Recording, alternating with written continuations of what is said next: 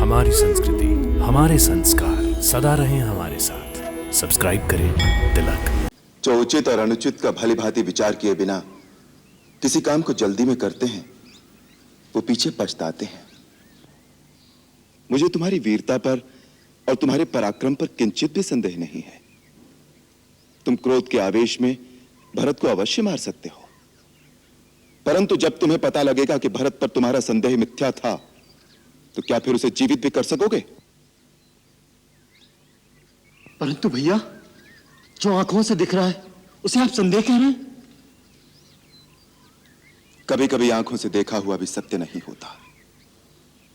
राजपद का प्रमाद साधारण मानव को हो सकता है, इंद्र जैसे देवता को भी हो सकता है, परंतु भरत का स्थान देवताओं से भी ऊंचा है।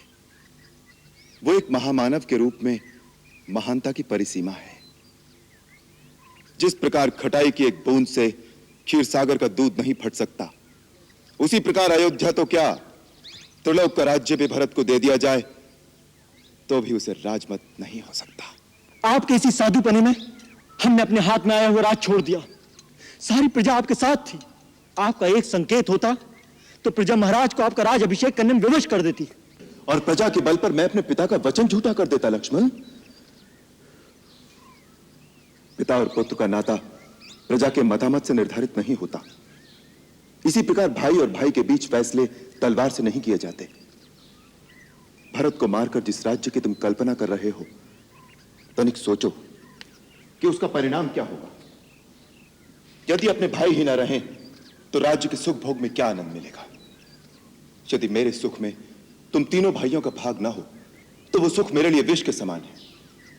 और यदि तुम्हें राज्य की लालसा है तो मैं तुम्हारी शपथ खाकर कहता हूं लक्ष्मण, मेरे एक संकेत मात्र से भरत वो राज्य तुम्हें दे देगा। नहीं भैया नहीं, मुझे राज की अभिलाषा नहीं।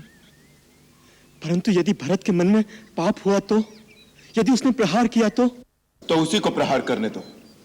वो हमारा राजा है। हम अपने राजा के सामने शस्त्र नहीं उठाएंगे। आज तुम्हारे आने से वाल्मीकि की कुटिया पवित्र हो गई। तुम्हारे दिव्य तेज से सारा आश्रम प्रकाशमान हो रहा है। प्रभु अपने सेवक को बढ़ाई दे रहे हैं, यह आपका विशेष अनुग्रह है।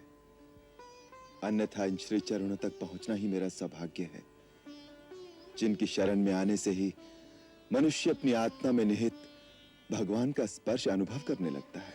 और जानते हो राम, मैं इस समय क्या अनुभव कर रहा हूं? जैसे भक्त और भगवान का मिलन हो रहा हो, जैसे भगवान स्वयं चलकर भक्त के पास आ गए हों। महात्मन, आप तो कवि हैं, और कवि अपनी कल्पना में स्वयं ही अपनी भावनात्मक सृष्टि की रचना कर सकता है। कवि में इतनी शक्ति होती है कि वो भावना के बल से एक पत्थर को सजीव बना दे। फिर एक साधारण मनुष्य की भगवान के रूप में कल्पना कर लेना उसके लिए कौन सा कठिन कार्य है।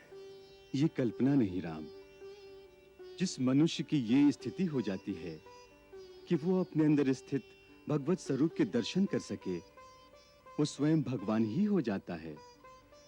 इस गूढ़ रहस्य को वही जान सकता है जिसे तुम जनवा दो। सोई जानई जेहि देहु जनाई, जानत तुम ही तुमई होई जाई। और जो तुम्हें जान ले वो तुम्हीं में समा जाता है। हे महामुनि, आप प्रेम और भक्ति की परासीमा हैं, जिन्हें कण कण में केवल अपने भगवान ही दिखाई दे रहे हैं। इसीलिए आप मुझ जैसे एक साधारण मानव को भी भगवान की संज्ञा दे रहे हैं।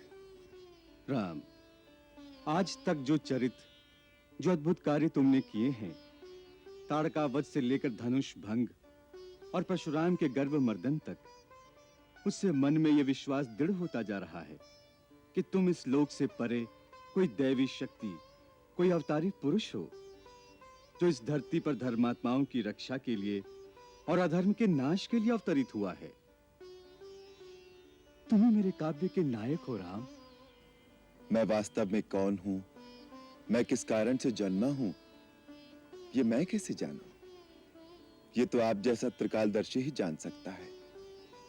मैं तो केवल अपने आप को एक मानव समझता हूं,